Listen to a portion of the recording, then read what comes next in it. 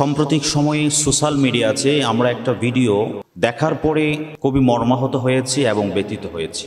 আমরা লক্ষ্য করেছি বাংলাদেশের কথিত একজন রাজনীতিবিদ যারা রাজনীতিটাকে মৌখিকভাবে মানব সেবার স্লোগান দিয়েও মূলত রাজনীতিটাকে নিজেদের পেট এবং হালুয়া রুটির মাধ্যম হিসেবে যারা বানিয়ে ফেলছেন, সেই কথিত এক নেতা, আমি তার নাম মুখে উচ্চারণ করতে আমি নিজেকে লজ্জাবোধ করছি। জুলাই বিপ্লবের পরে আমরা লক্ষ্য করেছি সোশ্যাল মিডিয়ার কল্যাণে সময়ে সময়ে তিনি ধর্ম নিয়ে, ইসলাম নিয়ে, আলেম নিয়ে এবং মাদ্রাসার ছাত্র নিয়ে অকথ্য ভাষায় বিভিন্ন ট্যাগ লাগাচ্ছেন এবং গালিগালাজ করছেন, যা ভাষায় প্রকাশ করার মতো না। সাম্প্রতিক সময়ে তিনি তার এক বক্তব্যে বাংলাদেশের আলেমদেরকে ঢালাওভাবে সিন্নি খাওয়া, হালুয়া রুটি খাওয়া এবং হাদিয়ার নামে 200-500 টাকার বিনিময়ে আলেমরা নিজেদের অবস্থান পরিবর্তন করে আলেমদেরকে অকথ্য ভাষায় গালিগালাজ করেছেন এবং আলেমদেরকে বিভিন্নভাবে তকমা লাগিয়েছেন। বাংলাদেশ সরকারের লক্ষ লক্ষ টাকা খরচ করে একজন ডাক্তার এবং একজন ইঞ্জিনিয়ারের পিছনে লক্ষ লক্ষ টাকা বাংলাদেশ সরকার ব্যয় করে, যেরকমভাবে ওরাও বাংলাদেশের টাকাকে, বাংলাদেশের সম্পদ, গরিবদের, অসহায় দিন মজুর মানুষের অর্থ এবং পরিশ্রমের ফল এবং ট্যাক্সের টাকার উপর ভিত্তি করে বাংলাদেশের ব্যারিস্টার, ইঞ্জিনিয়ার এবং ডক্টরেট ডিগ্রি যারা অর্জন করেন, ডাক্তার হন, বাংলাদেশের দিন মজুর খেটে খাওয়া মানুষের ট্যাক্সের পয়সা দিয়ে মূলত তারা নিজেদেরকে গড়ে ওঠেন এবং ডাক্তারি ডিগ্রি তারা অর্জন করে। ঠিক সেরকমভাবেই বাংলাদেশের কিছু মানুষের আর্থিক সহযোগিতায় এদেশের দিন এবং কওমি মাদ্রাসার আলেমরাও পড়ালেখা করছেন, তারা দিন শিখছেন। আল্লাহ প্রদত্ত ট্যাক্সের টাকা খেয়ে বাংলাদেশের আলেম উলামারা মাদ্রাসায় পড়ালেখা করছেন, আর তোমরা জনগণের অসহায়, বঞ্চিত, নিপীড়িত, মাজলুম মানুষের, কৃষক, কুলি, ঠেলাওয়ালা, ভ্যানওয়ালা, দিনমজুর মানুষের ট্যাক্সের টাকাকে তোমরা ব্যারিস্টার হচ্ছ। আফসোস এবং আক্ষেপের বিষয় হচ্ছে ওরা এতটা সাহস কই পায়।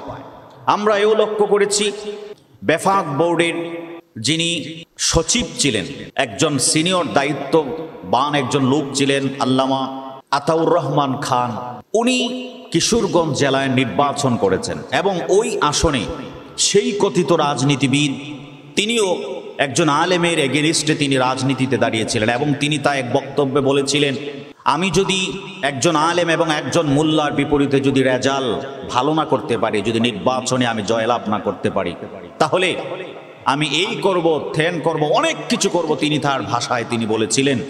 আল্লাহ পাকের কি কুদরতের খেলা, একজন আলেমের কাছে সেই ভণ্ড রাজনীতিবিদ শোচনীয়ভাবে পরাজয় বরণ করেছিলেন এবং সেখান থেকে আলেম বিদ্বেষী সেই কথিত রাজনীতিবিদ আলেমদের বিরুদ্ধে লেগে গিয়েছেন। আমরা দেখেছি সাম্প্রতিক সময়ে তিনি আলেমদেরকে নিয়ে প্রকাশ্যভাবে কথা বলেছেন এবং 500 টাকা হাদিয়া খেয়ে আলেমরা নিজেদের অবস্থান পরিবর্তন করে ফেলে 500 টাকার লোভে মানুষ নীতি, নৈতিকতা, আদর্শকে তারা বিসর্জন দিয়ে দেয়। কিছু সংখ্যক আলেম যারা আছেন, যারা নামে মাত্র কিছু আলেম আছেন যারা ধর্মীয় লেবাস ধারণ করে ধর্মটাকে ব্যবসায়িক পণ্য হিসেবে ব্যবহার করেছেন। কিছু সংখ্যক আলেম আছেন যারা সামান্য কিছু হাদিয়ার লোভে, হাদিয়া তুফার কারণে নিজেদের আসন তারা পরিবর্তন করে ফেলে, নিজেদের নীতি নৈতিকতাকে তারা বিক্রি করে দেয়। তার মানে এই নয় কিছু সংখ্যক আলেমের কারণে আপনি ঢালাওভাবে বাংলাদেশের সমস্ত আলেমকে নিয়ে আপনি বাজে মন্তব্য করবেন, এরকম অধিকার আপনাকে কে দিয়েছে? আমরা তীব্র নিন্দা জানাচ্ছি এবং জোর প্রতিবাদ করছি। অনতিবিলম্বে যারা নাস্তিকতাকে পোষণ করে এবং ধর্ম বিদ্বেষকে পোষণ করে, ইসলাম বিদ্বেষকে যারা পোষণ করে, আলেম উলামার বিরুদ্ধে যারা অবস্থান দাঁড়ায়, ধর্মের বিরুদ্ধে যারা অবস্থান নেয়, একজন আলেমের বিরুদ্ধে যারা অবস্থান নেয়, ইসলামের বিরুদ্ধে যারা অবস্থান নেয়, অনতিবিলম্বে স্বাধীন বাংলাদেশ থেকে বয়কট করতে হবে। এবং বিএনপিতে যারা শীর্ষস্থানীয় নেতা নেতৃবৃন্দ আছেন, যারা বিএনপির নাম ব্যবহার করে তিনি বিএনপিকে কালার করছেন, একটা দলকে তিনি কালার করছেন, আমরা তাদের উদ্দেশ্যে বলবো, ওদেরকে যদি আপনারা যদি লাগাম টেনে না ধরেন তাহলে ভবিষ্যতে আপনাদেরকেও গা ভাসিয়ে দিবে। এবং আমরা জোর গলায় কথা নির্দ্বিধায় বলতে পারি, বাংলাদেশের স্বাধীনতা রক্ষায় আলেম উলামাদেরকে মাইনাস করে কোনো দল, কোনো রাজনীতিবিদ, কোনো নেতা নেত্রী টিকতে পারে নাই। অতীতে কেউ এরকম টিকতে পারে নাই, আজও টিকতে পারে নাই। ভবিষ্যতে যারা আলেমের বিরুদ্ধে অবস্থান নেবে, ইসলামের বিরুদ্ধে যারা অবস্থান নেবে, কোরআনের বিরুদ্ধে যারা অবস্থান নেবে, এদেরকে বাংলাদেশের আলেম ওলামারা, তৌহিদি জনতা, এদেরকে সাইজ করতে 2 মিনিট সময়ও লাগবে না।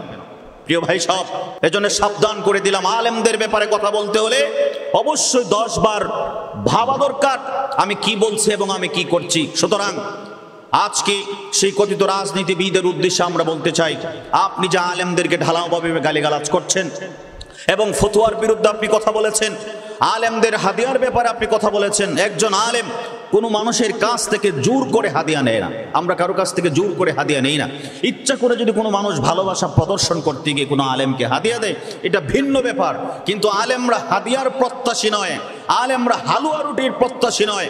এদেশের আলেমরা নিরলসভাবে উম্মতের পিছনে শ্রম দিয়ে যাচ্ছে এবং খেদমত আঞ্জাম দিয়ে যাচ্ছে, আজও দিচ্ছে, বর্তমানও দিচ্ছে, অতীতও দিয়েছে, ভবিষ্যতও দিবে। সুতরাং আলেমদের ব্যাপারে কথা বলতে হলে সাবধানতার সাথে কথা বলতে হবে।